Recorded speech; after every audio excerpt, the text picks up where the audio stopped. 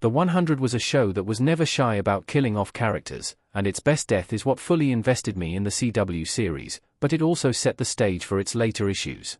From the very beginning, the 100 proved that no one was safe on the ground, or even on the Ark, for that matter.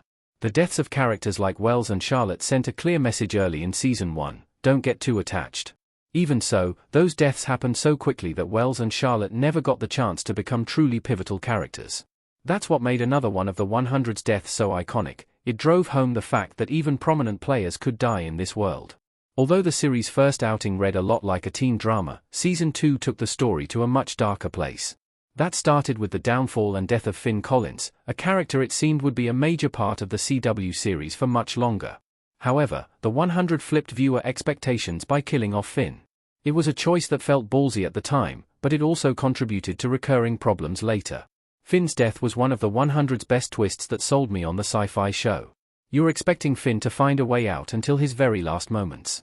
Clark killing Finn in the 100 Season 2. Finn's death is one of the defining moments of the 100, as viewers don't really expect it. Even after Finn kills a village full of grounders, a choice that forces us to reckon with what kind of person he is, it seems dubious that he'll face consequences for it. After all, Clark and her friends find a way out of almost every challenge they face up until this point. Finn's death marks one of the first instances where a main character doesn't overcome the odds, succumbing to a tragic fate instead.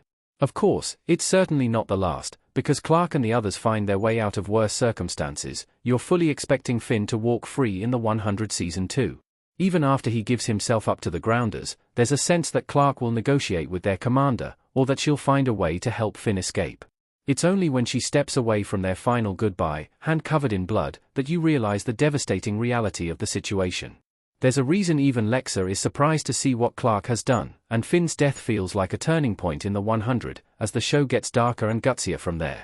But while the ruthlessness of the series world initially sold me on it, there's no denying that this shift came with downsides.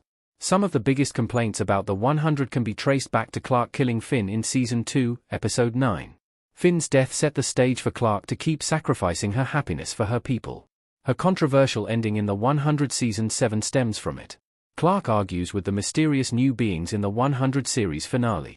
Clark assumes a leadership role among the 100's main characters early in Season 1, but Season 2 is where that becomes more of a burden than a blessing. As saving her people requires Clark to embrace violence more and more, she takes on the difficult decisions that keep them alive.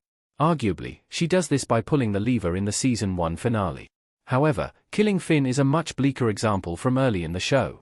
She knows there's no way Finn can escape his fate, so she risks herself in order to give him a painless death. She accepts anger and hatred from characters like Raven for it, too, bearing it, so they don't have to. And while this is initially a compelling direction for Clark's character, it goes on for the remainder of the series. Clark is always the one sacrificing her happiness and well-being for the sake of her people, and she often faces flack for it. Not only does this get repetitive, but it proves a real problem in terms of how Clark is treated. Clark isn't even rewarded for her sacrifices at the end of the 100 Season 7 either. Instead, she's made the villain and forced to suffer yet again. This is something the show's writing has been criticized for, and while it seems acceptable in Season 2, it does stem back to her decision to kill Finn. This 100 Season 2 fate proved no one was safe, leading to more controversial deaths. The show's world got too brutal at times. Finn's death is great because it proves no one in the world of the 100 is safe, but that becomes a double-edged sword later in the series. While I'm always sold on a show that isn't afraid to kill its characters, the 100 sometimes took that too far without thinking of the consequences. There are many moments that made viewers quit the 100, and several involve controversial deaths. Lexa's Season 3 demise is probably the most well-known example, as it was heavily criticized for falling into Hollywood's "bury your gays" trope. Lincoln and Bellamy are other characters whose fates continue the trend of killing major players that started with Finn. However, both deaths are divisive. Lincoln's makes sense within the context of the story, but it leaves his arc feeling unfinished. The reason Lincoln was killed off in the 100 is also troublesome, as it allegedly involved behind-the-scenes conflicts between actor Ricky Whittle and showrunner Jason Rothenberg, via The Hollywood Reporter. And Bellamy's death in the 100 Season 7 was sudden and destroyed seasons' worth of growth and relationship development, leaving many unsatisfied with the series' final episodes. These shocking deaths were made possible by establishing the brutal world of the series in Season 2. However, they don't work nearly as well as Finn's, leaving viewers to wonder if the 100 would have benefited from a different approach.